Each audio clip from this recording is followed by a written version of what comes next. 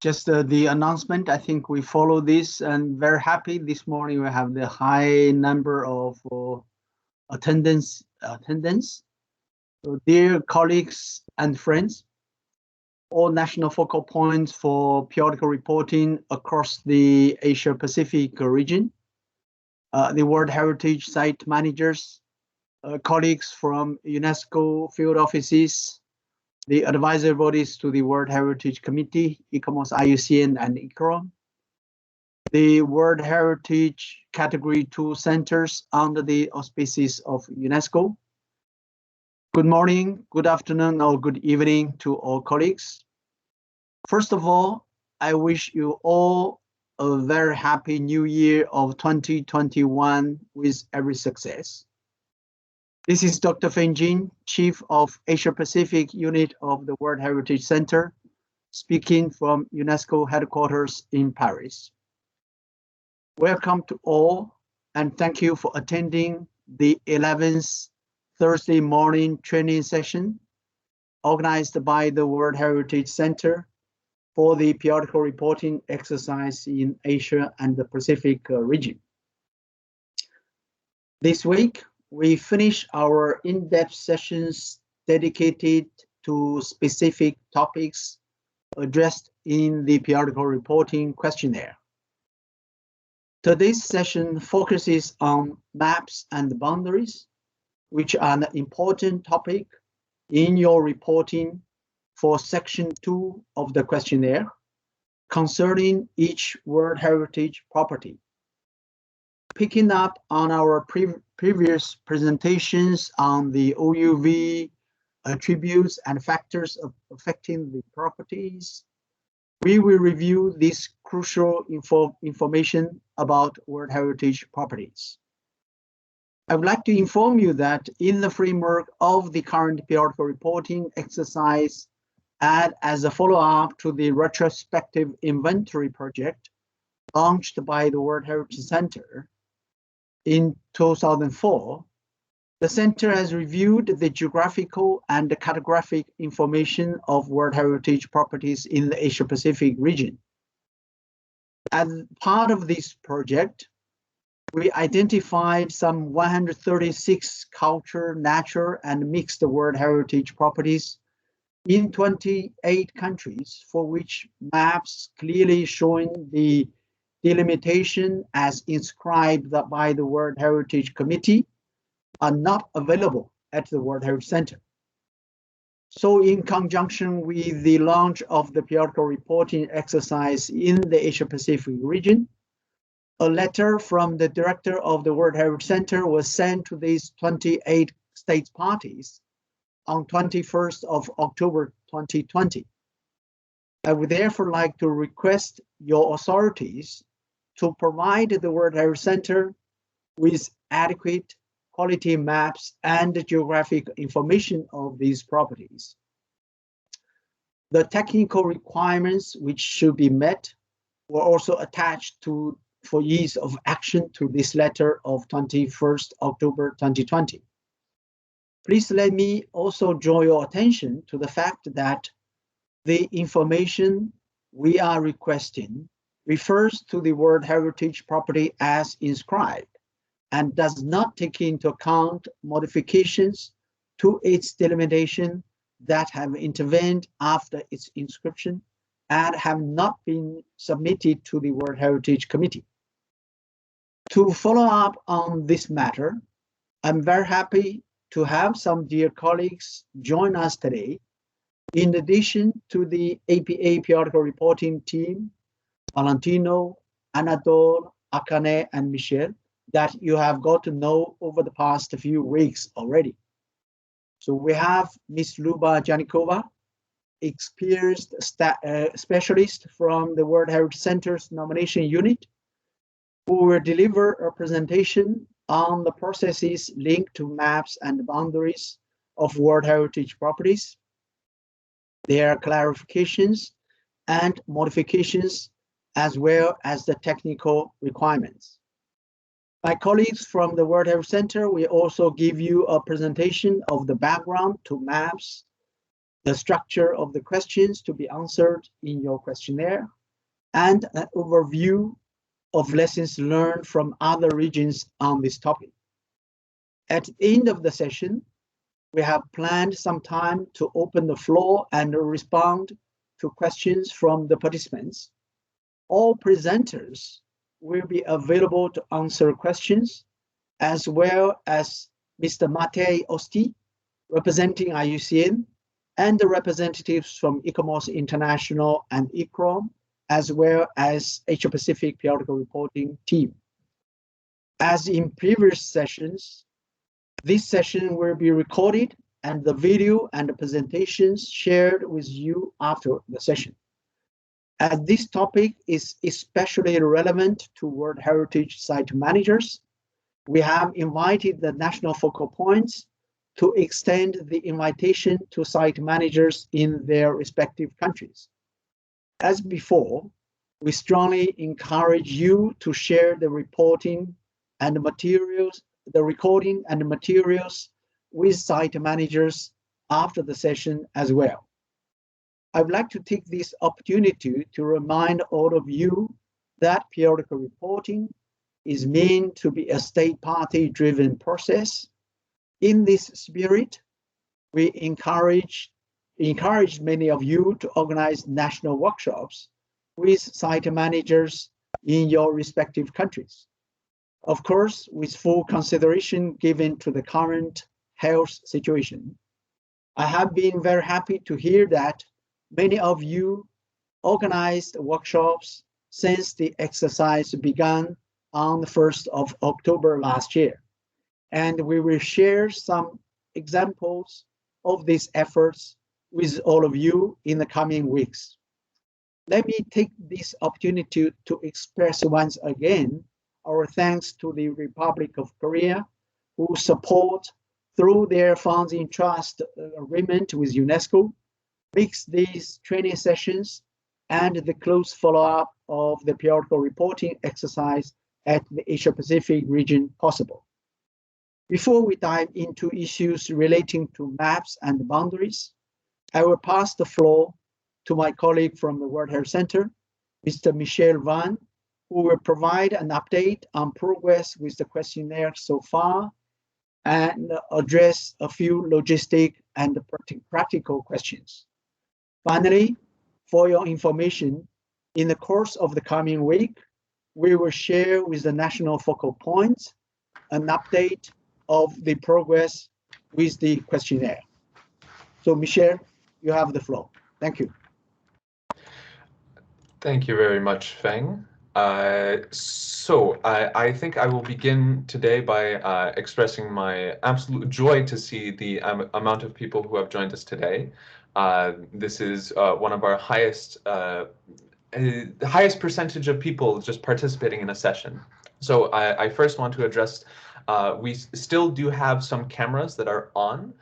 If we could please turn the cameras off, it'll improve the quality of the presentation in the recording that we will disseminate later. Now, to continue, we have many of you who have reached a high percentage of completion on your questionnaire. Well, we are very happy that you have reached a high percentage of your questionnaire, especially considering we have set early deadlines for Section 1 to be January 31st and Section 2 to be March 31st. However, we implore you to do not submit the questionnaire at this time. This is because once you submit the questionnaire now becomes locked. You have essentially certified that the information that you have submitted to the World Heritage Center is final. Now, we know that many of you are still working on the information that is being submitted to the questionnaire. In addition to this, we also have mentors and experts who will essentially do a pre-look at the information that has been submitted to address any particular issues relating to data collection in the questionnaire. In this sense, we encourage you and implore you to do not submit the questionnaire at the time of the early completion. This way it allows for more flexibility, especially considering that the entire questionnaire will be due in late June, July. Now, I will also share, just quickly before I pass to my other colleagues, what it should look like. And please do not click this, but I will demonstrate with our colleagues from across the Atlantic Ocean from Paris. Essentially, when you have your questionnaire, and most of you will have your specific questionnaire for your country or your state party and your site, then you have here the name of the property, and then if it's the status, state party, and then the submit button. Please do not click this at this time. This is only for when you are absolutely certain that the information that you have submitted is 100% complete and there is no changes to be made. And we encourage you to do this at the later part of the process. Otherwise, we are very pleased to see the high percentages that you have all put in to the questionnaire. If you are still at low percentages, we do understand that some of you may be working offline, and we still encourage you to do so. This way, it'll make the actual submission to the online platform far simpler. If by accident you have submitted the questionnaire, please send an email to wh-periodicreporting@unesco.org. This way we can reopen your questionnaire. But considering that we are focused on some other things at the time, this may take a little bit of time, and we want to make sure that you have access all the time to your questionnaire. I think with that, I thank you very much, and I will pass the floor to my colleague Anatole for the next section. Thank you. Thank you very much, Michel. Good morning to everybody. It's very lovely to see many of you here. Let me just share a very, very brief presentation with you regarding, there we go, regarding maps and boundaries. As many of you will have known and seen already by now, maps are one of the questions from chapter 1 of section 2 of the questionnaire, which concerns every single World Heritage property. And you will be asked to provide information regarding cartographic and geographic information in 2 questions, 1.3 and 1.4. The first one, 1.3, will ask you for geographic coordinates and as well as property size and the size of the buffer zone. And possibly the single most important part of this, and this is something that Fang has just evoked as well, is that this is as inscribed by the World Heritage Committee. And so this is information that should already be available to you and should have been set for all the properties. Sometimes it's information that has been retroactively entered into the system. And I'm sure that Luba Yanikova from the nominations unit will provide us with a lot of additional information on this point. Just a quick side note about where to find this information. Let me just share the screen live so that we can have a look at our website. When you go to your property pages on the World Heritage Center's website, I'm randomly here on let me just pick one property at random from India, and you will see here on the corner here on the right, you have the coordinates indicated here, as well as the size of the property. And you also have a tab for maps right here that gives you the latest map that is available to the World Heritage Center and that has been formally submitted to the World Heritage Center, along with the dates that it has been submitted on. And if we take another example, here, same thing, you have geographical coordinates here, size of the property, size of the buffer zone, and you have in your Maps tab, you have the map submitted in 2012, as well as the automatically generated map with the location, which is taking a little longer today. You can see it here. This is based on the information that is in our database. You have the possibility, as you go through your questionnaire, you will have the possibility to, it's not in my screenshot, you will have the possibility to validate this information. Since this is statutory information, we pre-fill all of this information from our database automatically into the table, as you've seen in my screenshot. This is our demo version, so it's not related to an actual World Heritage property, but you will see these fields, validate and update. If you validate, everything is fine. If you update, on the other hand, you will be given a series of information on how to deal with either a change to the boundaries or a change to the buffer zone or the maps. And my colleague Luba will, I'm sure, also provide us with more information on how to deal with this and what the formal submission methods are. Just as a key point, the periodic reporting questionnaire does not allow you to submit new maps or change the boundaries of the property or of the buffer zone in any way. This is a formal process that goes through the World Heritage Committee. And you have the possibility, as well as in many cases in the questionnaire, of providing comments here. And in the information that is given, you will see here, you also have guidance that is available, including on key terms, what the question means, and where to find the relevant texts and official guidance from the operational guidelines and which paragraphs are relevant. The question 1.4 on maps, same thing, is pre-filled automatically from our database. The same principle apply. You either validate or you update. And this also gives you the history in brief of maps at the World Heritage Center and the fact that we have now a long history of trying to get good maps of all World Heritage properties. And Fang has already mentioned, and we'll come back to it briefly towards the end of the session, that we are currently undergoing another phase of this as well, where we collect up-to-date, or rather up to standards maps of all World Heritage properties at the time of inscription.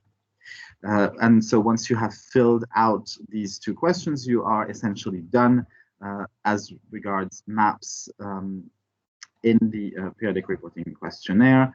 And the details of what maps should show, shouldn't show, will all be covered by my colleague Luba. So without further delay, I will hand over to her, and I will talk to you again towards the end of the session about our retrospective inventory exercise for Asia and the Pacific. Thank you very much. Luba, over to you.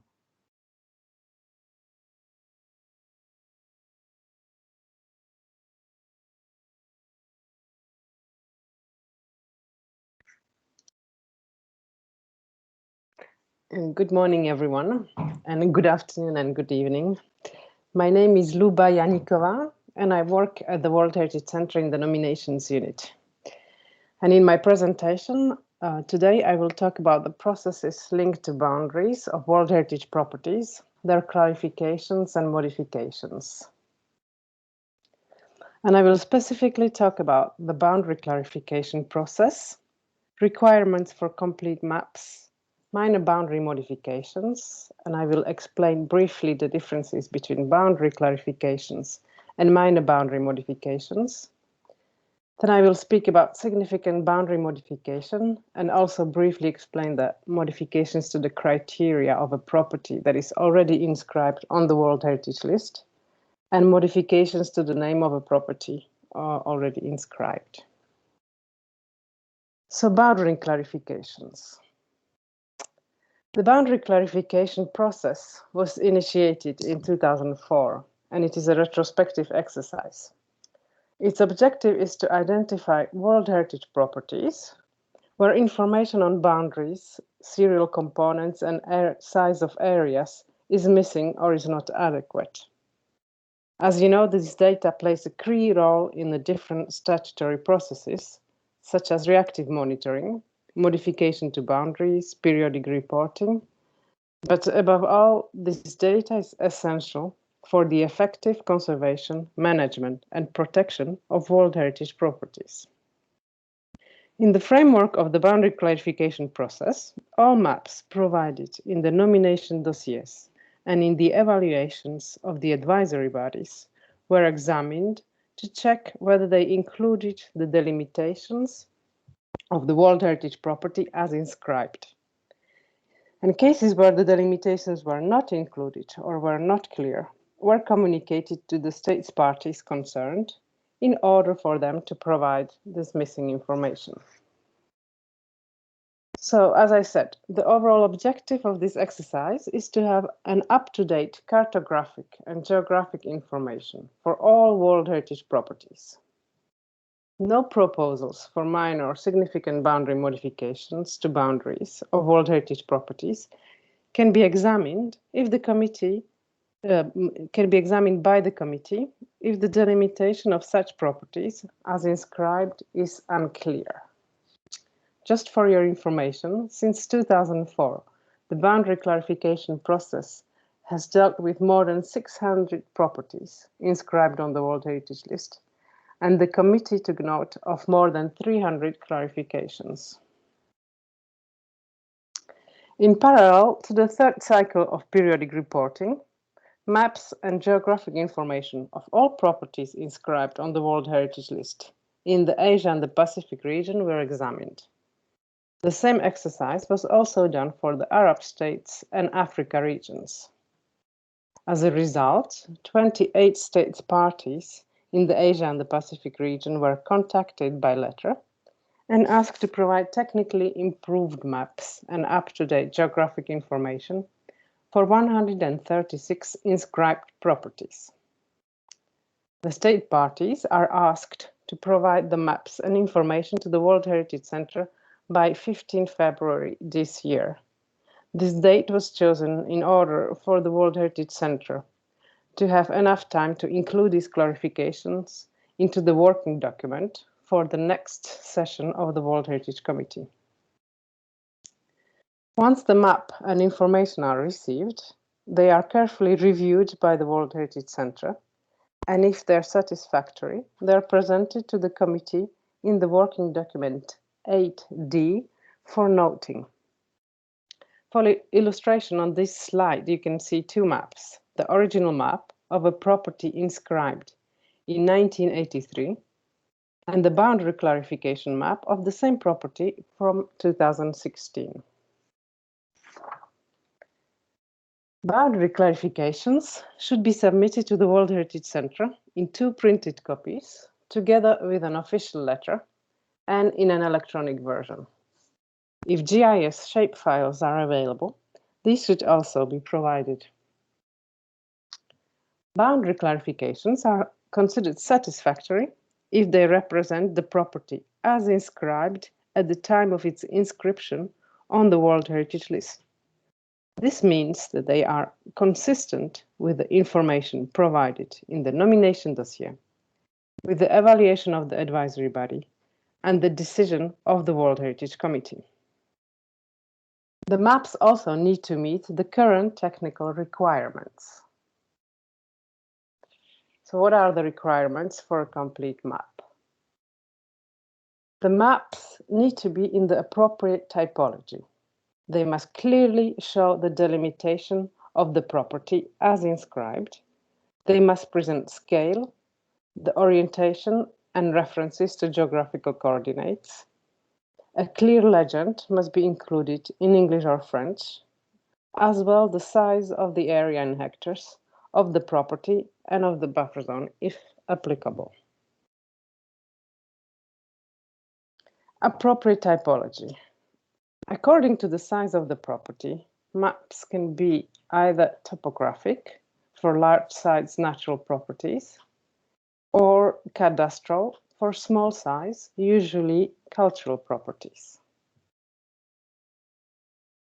This is another example of a cadastral map and a topographic map. On these two maps, we can clearly see the boundaries of the property, and on the second map also of the buffer zone.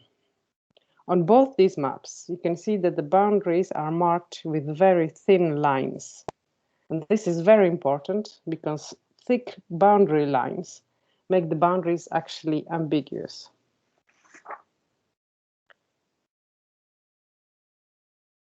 The maps must display the actual boundaries of the property, not just the location as shown on the left side map, where the red circle only indicates the location of the site. Whereas on the right side map, the boundaries of the property are shown. In darker yellow, the property area, and in light yellow, the buffer zone. For serial properties, several maps may be needed. An overall map indicating the location of all the component parts of the property is necessary and should be completed by a series of maps at the largest available and practical scale to allow clear identification of the boundaries of each component.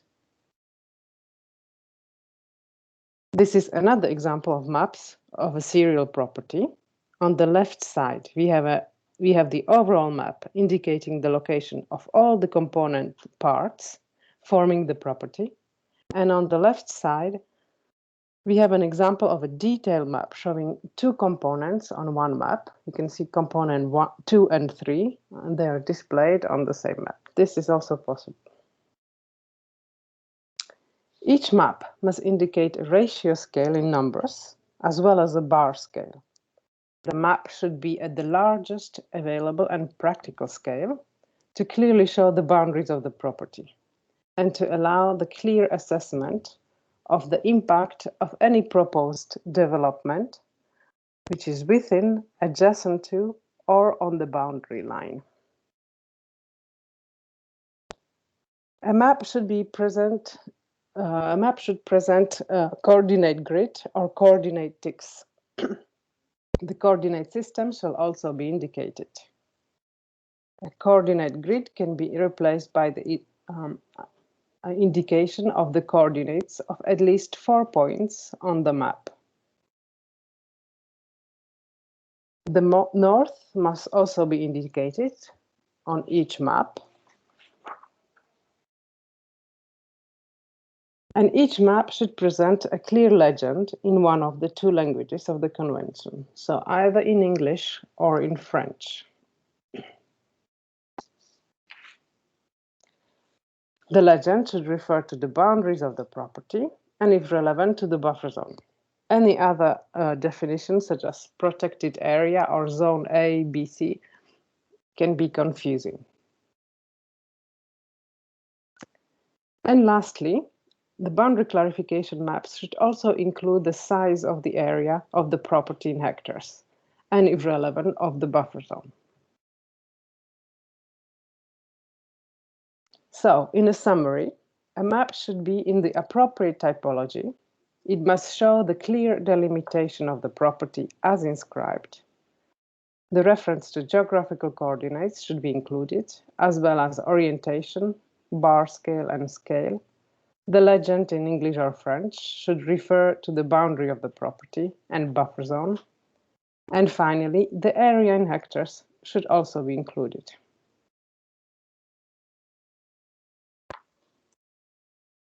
If topographic or cadastral maps are not available, orthophoto maps can also be used.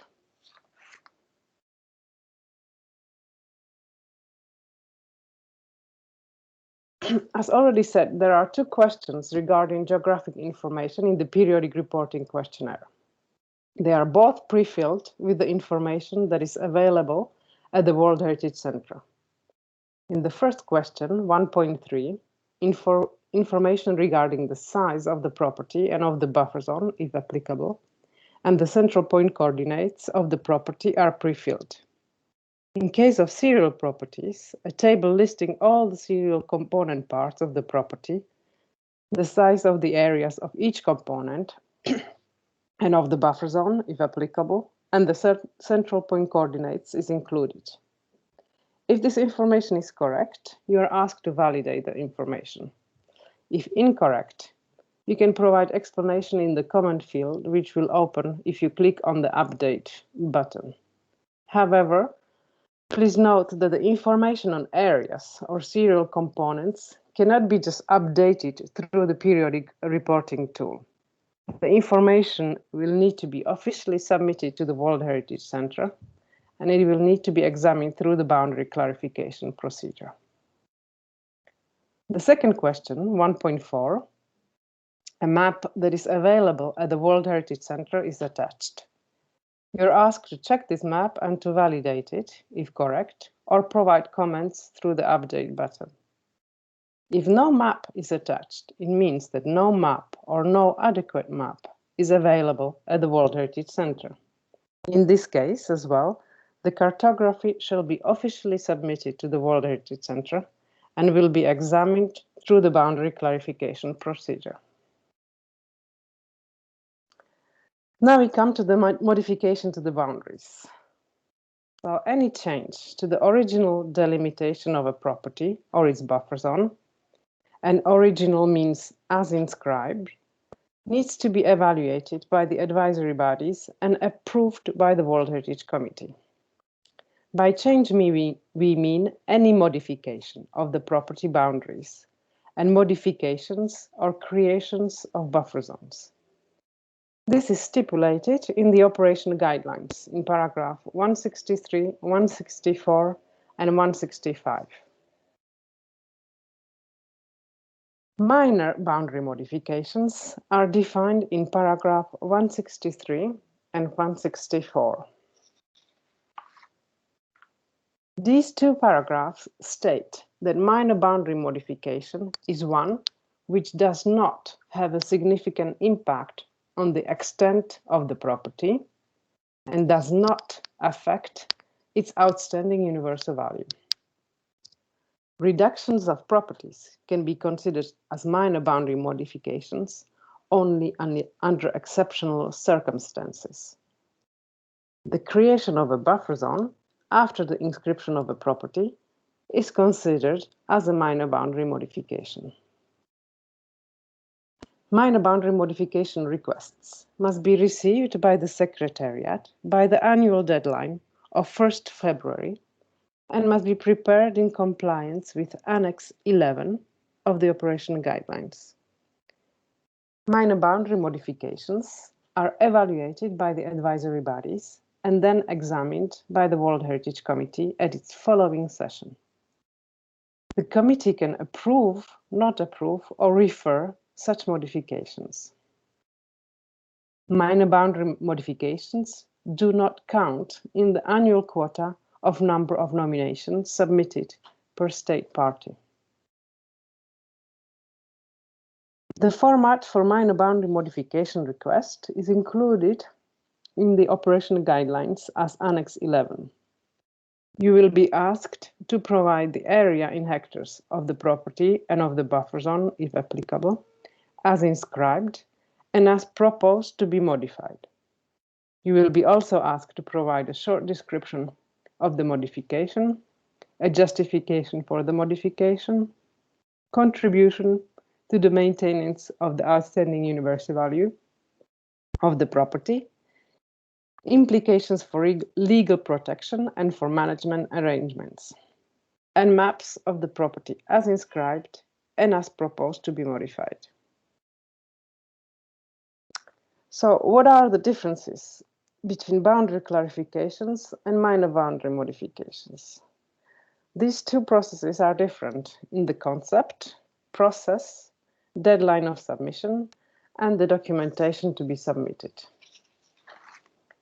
In the concept, when we speak about boundary clarifications, we mean the delimitation of a property at the time of its inscription on the World Heritage List.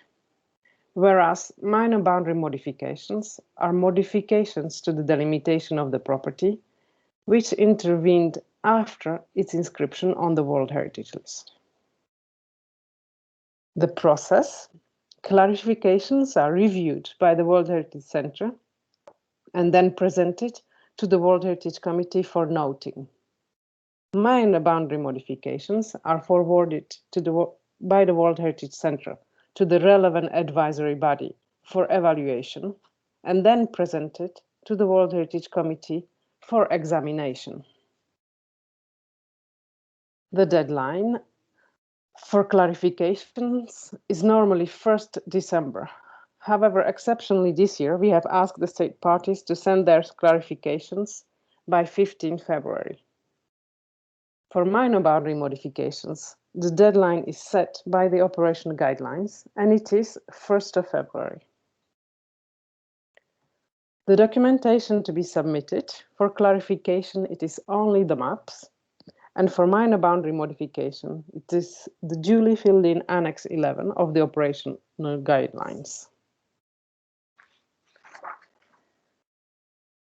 Now, significant modification to the boundaries. Significant modification to the boundaries are set for in paragraph 165 of the operational guidelines.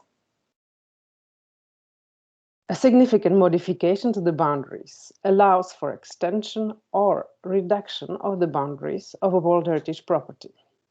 The procedure for significant modification of boundaries is the same as for new nominations. This means that the modification shall be first included on the tentative list 1 year before the submission of the nomination. The deadline for the submission of a significant boundary modification is 1st February. The evaluation cycle takes 1.5 years before the nomination is presented to the committee. Significant boundary modification count in the annual quota of number of nominations per state party, which is set 1 per year per state party. And as per decision 35,8B46, modifications to boundaries that are related to mining activities should be considered through the procedure for significant modification to the boundaries. The main difference between minor and significant boundary modification is that minor boundary modification does not affect the already established outstanding universal value of the property. If the modification affects the outstanding universal value, it becomes a significant modification. Modifications to the criteria of a property already inscribed on the World Heritage List. These are described in paragraph 166 of the operational guidelines. So if a state party wishes to have a property inscribed under additional, fewer, or different criteria other than those used for the original inscription, it shall submit this request as if it was a new nomination. And the same procedure as for a new nomination shall be followed. This means inclusion on the tentative list 1 year prior to the submission of the nomination. The deadline for the submission is 1st February, and the evaluation cycle takes a full 1.5 years before the nomination is presented to the committee. The submission affects the annual quota of number of nominations per state party. Following such a submission, the property is only evaluated under the new criteria. And if the procedure is not successful, the property remains inscribed on the World Heritage List under the original criteria of inscription. Modifications to the name of a property is defined in paragraph 167. So in order to change the name of a property inscribed on the World Heritage List, an official letter requesting the modification to the name shall be submitted to the World Heritage Center. The letter should indicate the proposed revised name, both in English and French, if possible. A brief explanation of the reasons for the change should also be included. This letter must be received at least 3 months prior to the opening of the meeting of the World Heritage Committee. Following the reception of such a request, the World Heritage Center will seek the advice from the relevant advisory body, and then the request will be presented to the World Heritage Committee, which can approve or not approve the modification. And a final note, in case of transnational or transboundary properties, any modification will need to be agreed by all states parties concerned. Thank you very much. I now give the floor back to my colleagues from the center.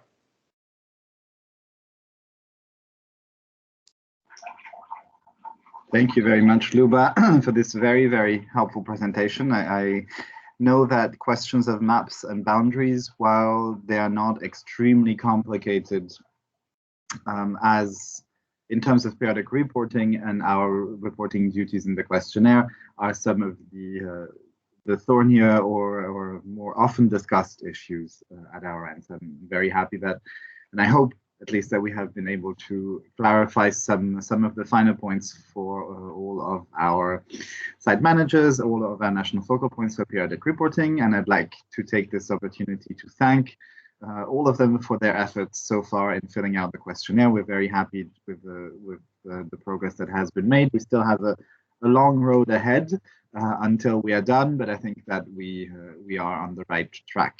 I just wanted to add two little things, or rather to pick up on two small things that have already been mentioned. The one thing is concerning the early review of the questionnaires, which, as you know, for section 1 will begin at the end of this week, for section 2 at the end of March, on the 31st of March. The idea is to provide informally feedback when needed, as we look at the data that you entered. So there is no need to submit the questionnaires. As Michel mentioned, please do not click submit. You have until the 31st of July to do that. But it's an opportunity for the contents support team from the advisory bodies, the Category 2 centers, the UNESCO World Heritage Center, our field offices, to all have a look at the questionnaire and help you where needed, see where some questions have been trickier than others, and try to help you along. So just please don't submit the questionnaire yet, and we'll be in touch on an as needed basis. So there's no formal process for this. We'll just get in touch spontaneously. As we see things over the course of the next weeks and months, for that matter. My second point is on the retrospective inventory. As Dr. Feng Jing mentioned in the beginning of the session, we have launched this exercise in the Asia Pacific region last October through a letter from our director, Mechtel Rössler, and we look forward to receiving the maps in the formats just described by Luba for those properties that have cartographic information that is either out of date or not in line with the operational guidelines at the moment. As always, we will respond. I see some very valid questions coming in the chat. We'll address all of them at the end of the session. But please feel free to put them down in the chat if you have them. I have basically covered most of my points. Regarding maps, Valentino, do we have any lessons learned or any words of wisdom from the two regions that have undergone the process so far, in the Arab states and Africa regions?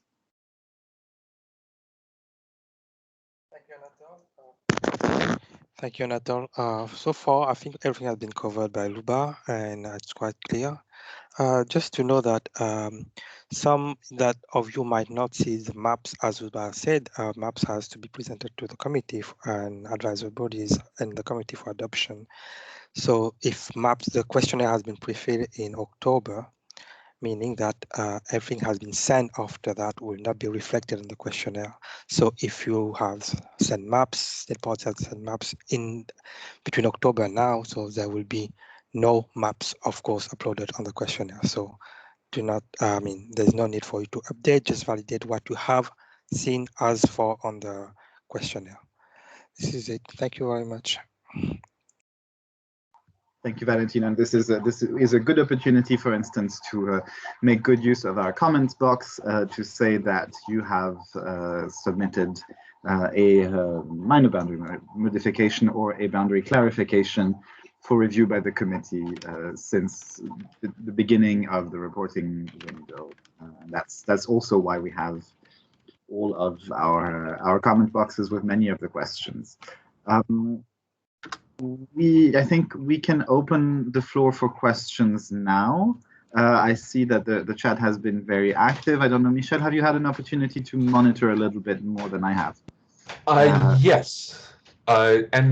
Just quickly, so yes, as for the PPT, as always, we will be sure to share them with the national focal points and to disseminate to the site managers as well as the recordings for each session. I think we can begin with the first questions. Is the official submission deadline for periodic reporting to be July 31st? I believe the answer to that is yes. Now, of course, we have encouraged early completion so that we ensure that the work behind the scenes is essentially, we know the amount of work that it takes to collect this information. And in this sense, we want to make sure that you can tell your partners, stakeholders, and other colleagues to get you the information sooner rather than later. So in this sense, we made sure that we can get this information beforehand. The next question, if we do not press the button submit, will all the information save automatically? So I answered this very briefly in chat. I will expand on it as well. There is a save function as you are working in the questionnaire. I will take, unless somebody can pull it up faster than I can, I will share an example of what it should look like. So that everybody can see it, as we do have many people who have joined us today. So let's see. We will share the screen here. Give me one moment. We do share the PowerPoint presentations with the national focal points to disseminate to the site managers, mostly because we know that there are different national strategies with regards to how training within each state party functions. So if anything, the national focal point should be able to disseminate this information to you.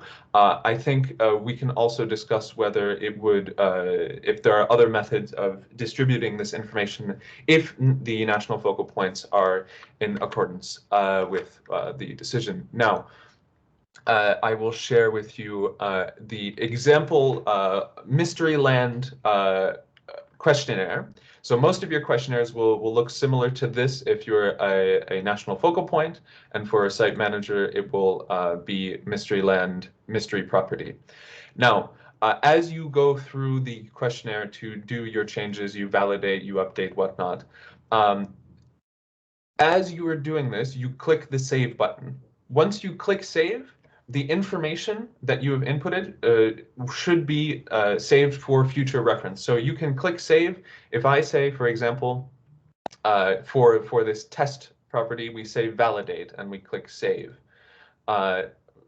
Obviously, you'll be logged in, but the idea is that once you click Save, it'll save the document for you, and then anytime that you come back to it, it will come back with the saved information. This means that you can save as much as you want within the questionnaire, but there is no need to click submit until you have 100% completed everything and it has been validated by essentially you want to make sure that the information is absolutely correct before you tell us that this is the final bit of information. Let's see, we have other questions. There's a question on submission of maps for Yes. The retrospective inventory. Luba will correct me if I'm wrong, but the statutory deadline for the submission of all minor boundary modifications, boundary clarifications, and all the rest is the 1st of February of each year. Anything that arrives after the 1st of February is considered at the following session of the committee. So that's Luba, am I correct, or did I just say something wrong? Yes, the deadline for minor boundary modification and significant boundary modifications is 1st of February. There's no deadline set by the operation guidelines for the boundary clarifications. This year we asked the state parties to submit the maps by 15 February. But of course, if you don't have enough time to submit the maps, you can also submit these maps after or in batches, as it was asked in one of the questions. But these maps will be not presented to the committee at its next 44th extended session, but at later sessions, because the Centre will not have enough time to examine these maps and to include them in the working document. So the deadline for boundary clarification is 15th of February if you want to have the maps presented to the committee this year. If you don't have enough time, you can submit the maps later on, but they will not be presented to the committee this year, but at the later sessions. Thank you. And this will remain as well true in all following years. The deadlines are set, but anything that happens that comes after the deadline, the committee so far is meeting every year, and so we whatever is received after the deadline just moves to the following session, but it isn't lost. We keep it safely, and we submit it to the committee for approval in the following year. You can therefore absolutely submit in batches over a period of time. This isn't the final deadline on the February of this year. If it happens afterwards, it will just move to another session of the committee. We know that maps and cartographic information are a lot of work for states parties. It requires quite an investment, and so we're very aware that it doesn't necessarily happen in just a month or two, yes, and especially sometimes requires going back to archives to find out the exact boundaries at the time of inscription to make the most accurate map possible for our records and yours. There's a question on the 31st of January submission of section 1. It's the early completion, and you do not, in fact, need to submit the form on the 31st of January. Just save everything as we've mentioned. This takes care of it. We are very aware that for Asia Pacific, a lot of countries have been working in the national languages to fill out the questionnaires, either for section 1 at the national level or for section 2 at the World Heritage Property level.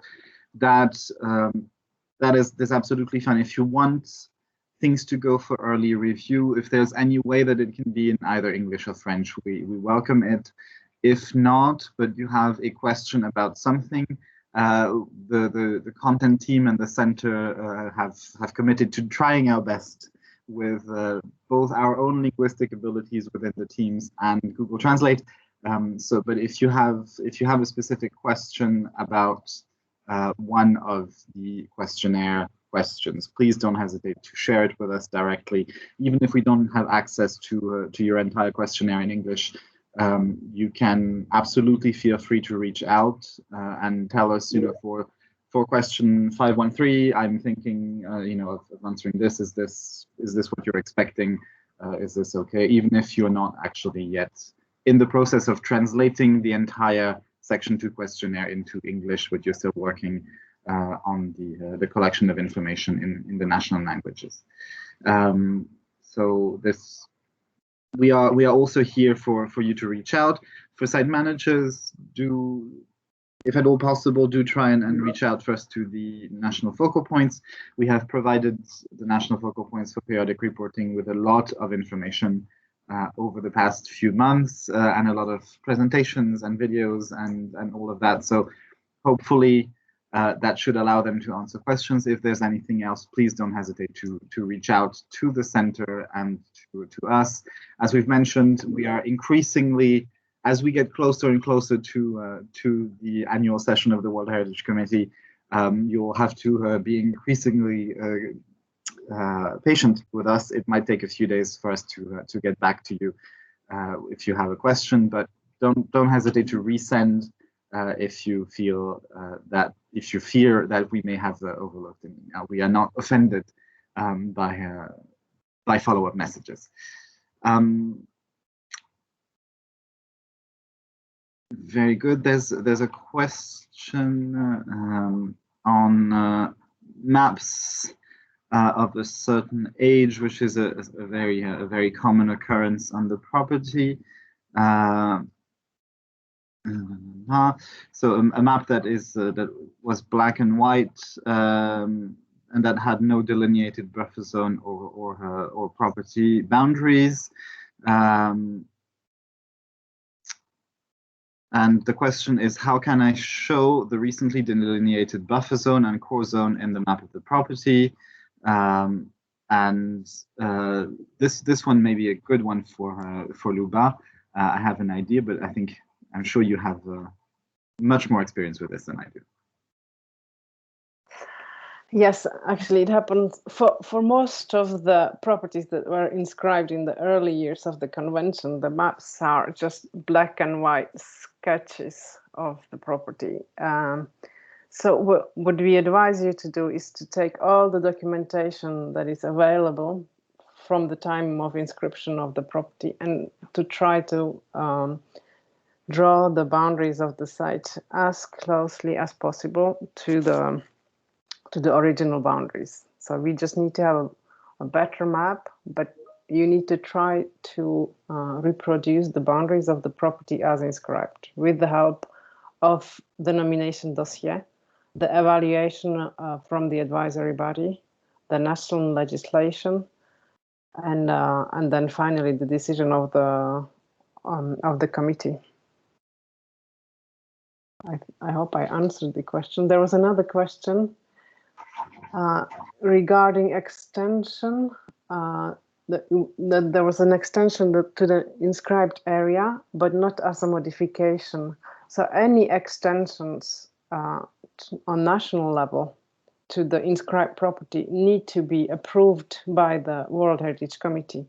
So if this is considered as a minor boundary modification, you need to submit a minor boundary modification request to the World Heritage Center, which will be evaluated by the advisory bodies and then submitted to the committee.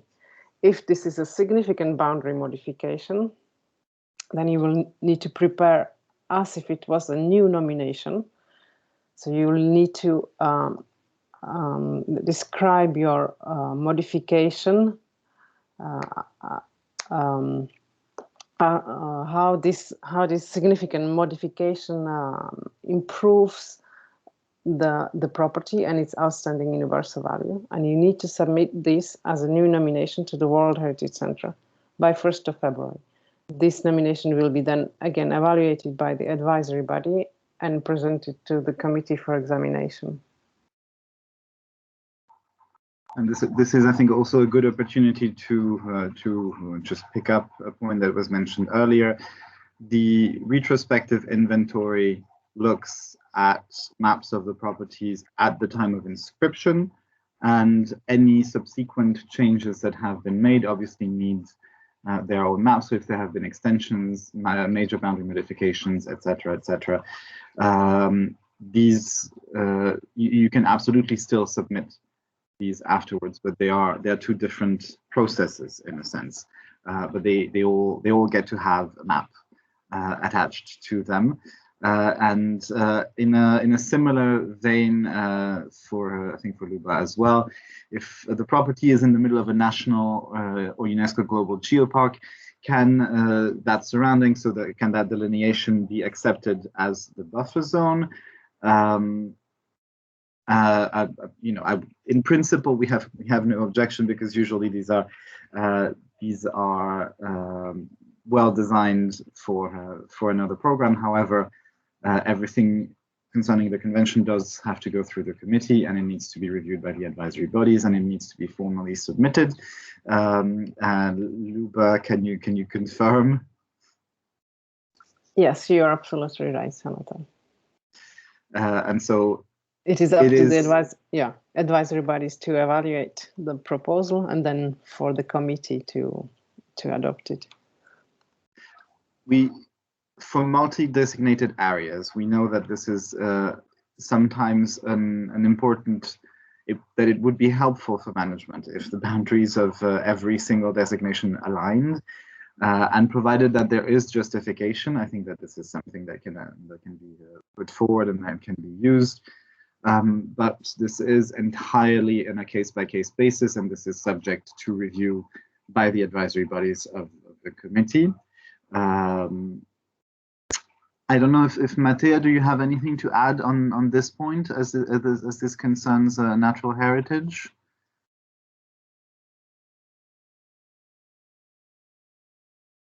Hold on, give me 1 second. Yes, no, I changed the muting settings for this meeting, so give me 1 moment to find her.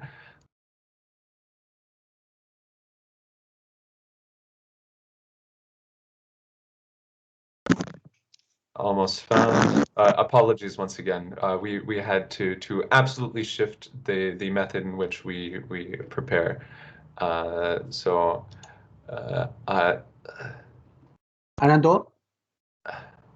Yes, fine. Yeah, Anadol, Luba, I think I just quickly checked for instance, here for Sundarbans, this natural heritage property, it is one of the properties that we sent the letter of 21st of October requesting the clear cartographic information and other things. Together with the letter, I think Luba prepared this I call technical requirements, which was attached to the letter. This was the analysis and also what exactly specific information requested as part of this retrospective inventory. I think we can also send a sort of relaunch this letter, so the site manager at the property are aware of this. Thank you. Thank you very much. Much fine. Mattea, I believe we are ready. Thank you. Sorry for the delay.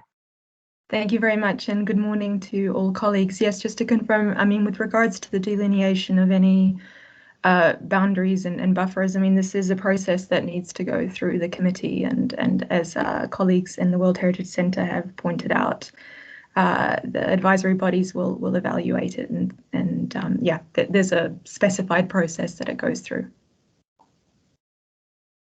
Thank you. Thank you very much, Mattea.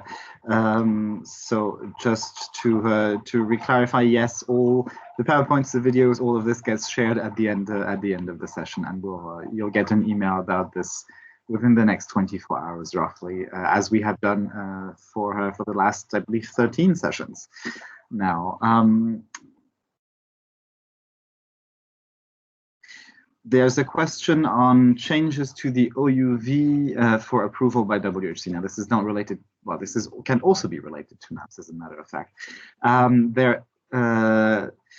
Changes to the OUV are a very tricky business. The idea of an inscription on the World Heritage List is that outstanding universal value is defined at the time of inscription and is not really meant to be changed afterwards. With regard to maps, as Luba mentioned, in the case of a significant boundary modification, you have the possibility of submitting a new nomination dossier, in essence, if you are making a major change to the boundaries of the property, and to indicate how this would alter the outstanding universal value of the property as inscribed and as adopted at the time of inscription by the committee.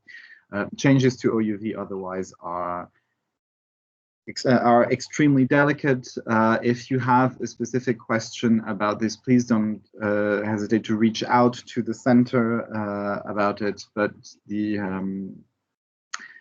the rule of thumb would be that changes to the OUV mean a new nomination dossier, in essence. But if you have a specific question, and this is true for everyone, that you would like to get specific input on, don't hesitate to send us an email. If we can put just the email address in the chat box, that would be great, which is wh-periodicreporting@unesco.org, and we will do our best to answer it. And if this concerns something other than periodic reporting, you can use you can contact the various teams of the World Heritage Center or send a letter to our director. And this will for sure reach us this way. Very well. Have I missed any of the questions? Michelle, did you have a time to look? Yeah, Okay, sorry, just quick. Yes, fine. Yeah, just flat on what you were mentioning about the change of OUV. Exactly the modification to the criteria. There are provisions in the operational guidelines, in particular paragraph 166, as Luba already indicated in the presentation. I think, yeah, although this is not exactly part of the periodic reporting, but we can check on the other aspect of the operational guidelines. Thank you. Thank you, Frank.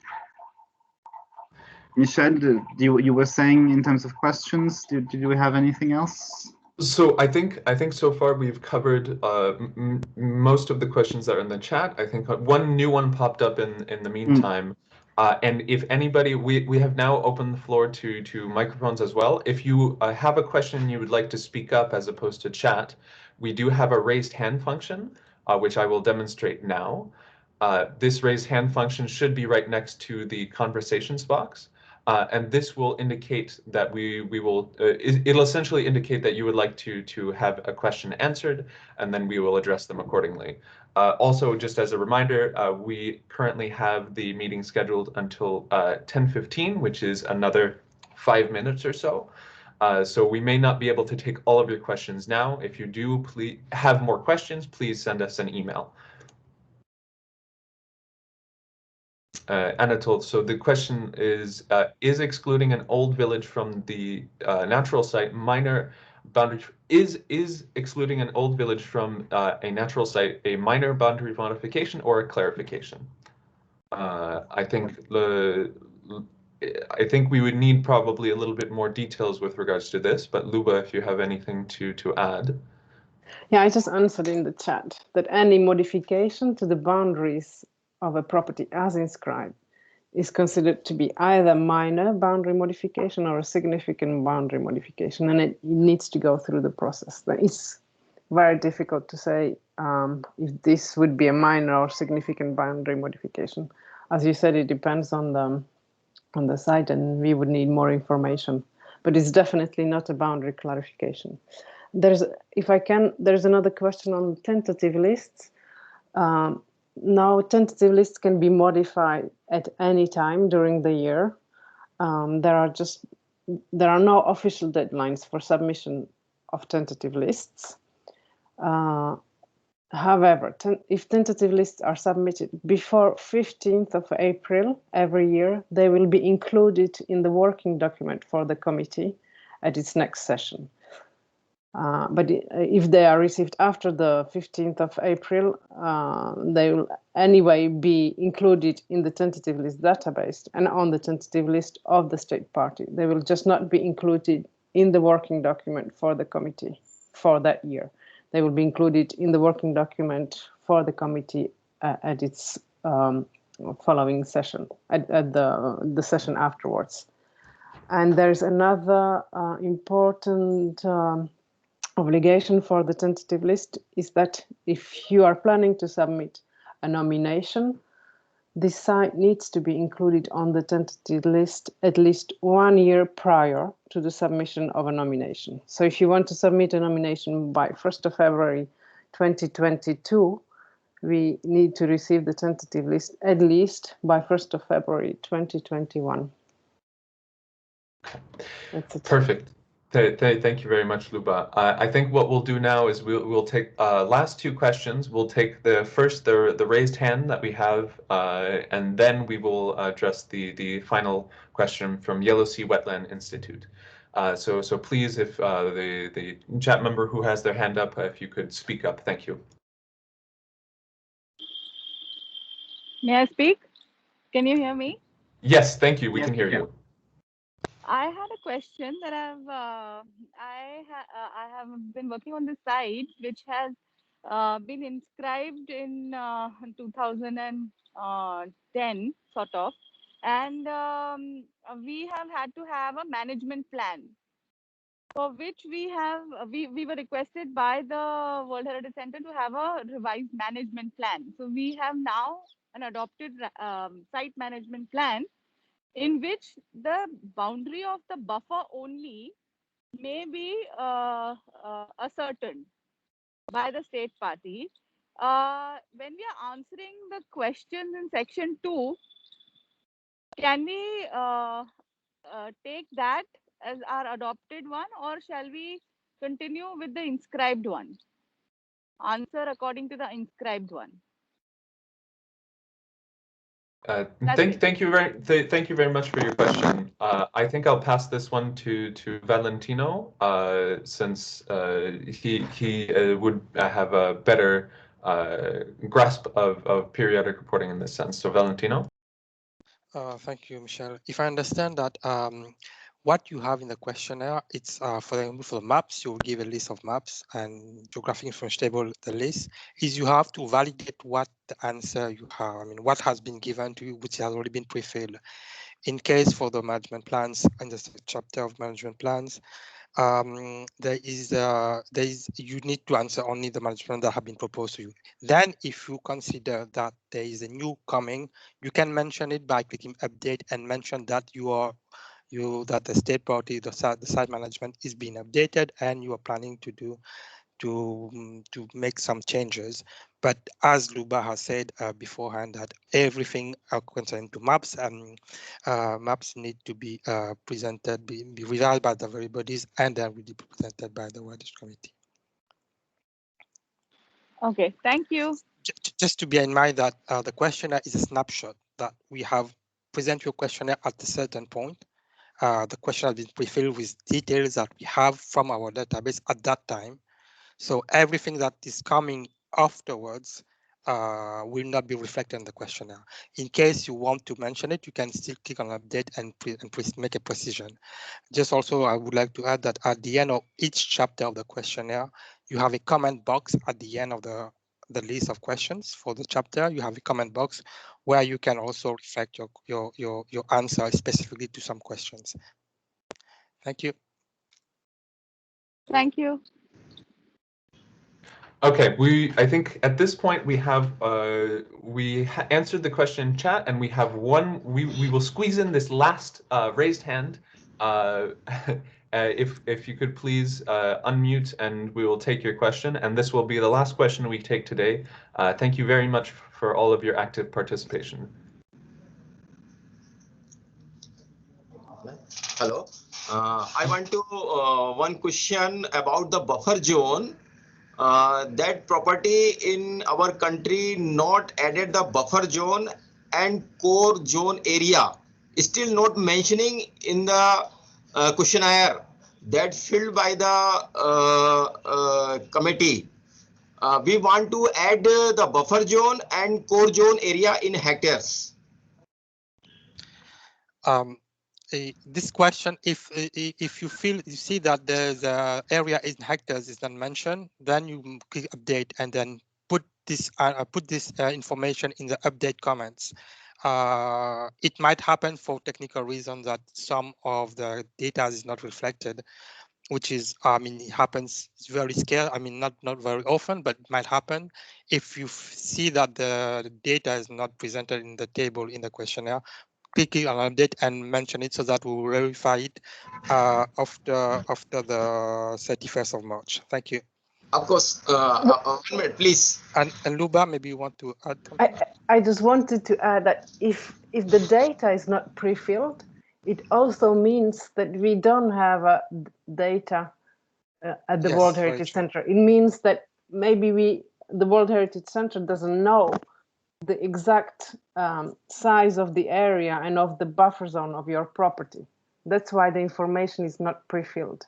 And that's why you need to go through the boundary clarification process. So you will need to officially submit a letter stating that the area of the property as inscribed at the time of inscription of the property on the World Heritage List was this, and this is the correct map of the property. And then we at the center will evaluate, we'll go through all the information that we have about your property, and we will see if the information that you provided is correct. If it is correct and the map is satisfactory, we will present it to the committee. The committee will note this information, and then we will pre-fill the information into the database. But if you have any questions, don't hesitate to contact us by email directly. I hope I have clarified your question. Thank you very much, Luba, Valentino, Anatole, for answering those many questions, and thanks for everyone for participating in this session. As mentioned previously, this. Hello, it's Roland Lin. If I may, because there are two questions from India about site managers, which are very maybe interesting to share as a desk officer in World Center for South Asia.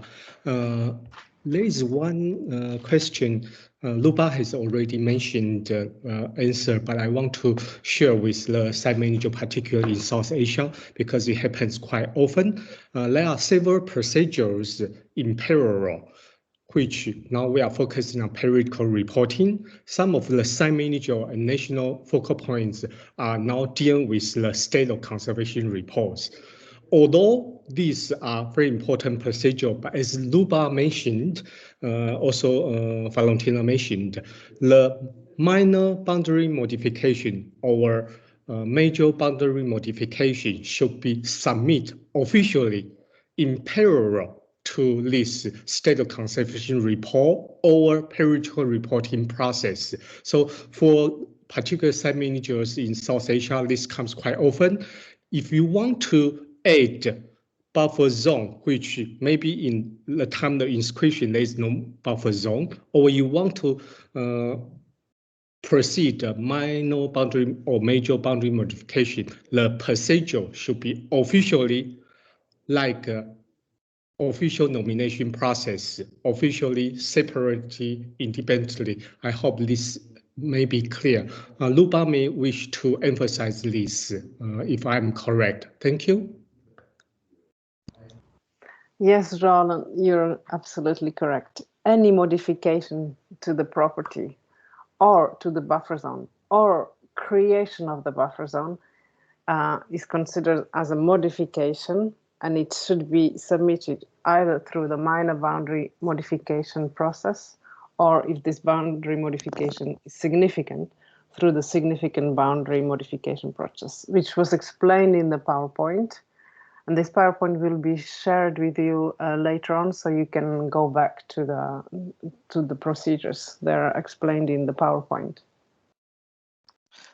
If I may add, please note that periodic reporting is and state and SOC reports are two different mechanisms, and periodic reporting is a statutory process of the convention that you have to submit every 6 years.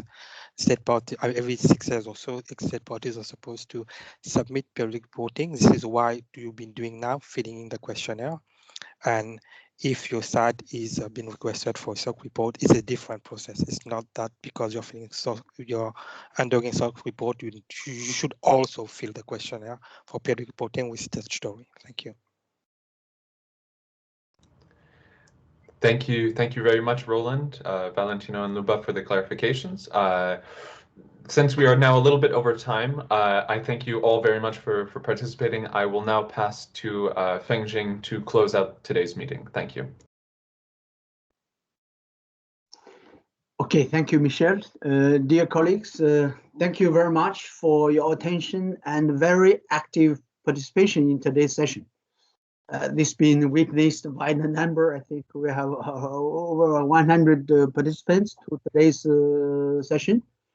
In fact, Holon just touched the point. I think Luba's presentation being very clear, explaining the processes relating to the maps and the boundary modifications. And in the past, particularly I think in relation to India, we have the case of the Manas Wildlife Sanctuary, where the proposal for minor boundary modification was included in the State of Conservation report. That was dating back to 2012. I still have a fresh memory of that case. Now, as explained during today's presentation, we have the process. We also have the Annex 11 of the operational guidelines. So these are very clear to everyone, including the site managers. For India in particular, on the boundary clarification information, the letter of 21st of October was sent to your delegation. I think we have listed quite a number of sites for providing additional information. I think this we call retrospective inventory project that can be done also through the periodical reporting exercise. So a special word of thanks to Luba Janikova for her very clear and comprehensive presentation on the processes linked to the boundaries of the World Heritage properties, their clarifications and also modifications. As I said earlier, as a follow-up to the retrospective inventory project launched by the World Heritage Center, we will continue to collect cartographic and geographic information of World Heritage properties to ensure effective protection and the management of the inscribed cultural and natural heritage properties. If you have any further questions on this matter, please do not hesitate to contact directly Luba Janikova of the World Heritage Nomination Unit. As we are entering into a new semester and as a way forward for the training sessions on periodical reporting, in spring 2021, we have only 2 longer training sessions planned as part of this series. One on the management plans and heritage impact assessments, which will be held on 25th February, and one on urban heritage and sustainable development for World Heritage on 25th of March. We will also organize a question and answer session ahead of the submission of Section 2 on the 11th of March, as we did for Section 1 earlier this month. I would like to thank you all for your active participation in these sessions, which we hope that have been helpful to you, not only to fill out the questionnaires of periodical reporting, but also to shed some light on some of the key aspects of World Heritage conservation. As my colleagues pointed out, we will reach out to you individually if needed as part of the early review of the questionnaire. If you have any questions, please do not hesitate to reach out to the Asia Pacific Unit Periodical Reporting team. Thank you very much for your commitment to this important exercise under the World Heritage Convention. Once again, wish you a very happy New Year, because for Chinese, the New Year is yet to start, I think end of next week. So wish you a very happy New Year of 2021 with every success. Thank you. Bye-bye. Okay, bye. Thank you very much, everybody. Thank you very much. Thank you. Bye-bye.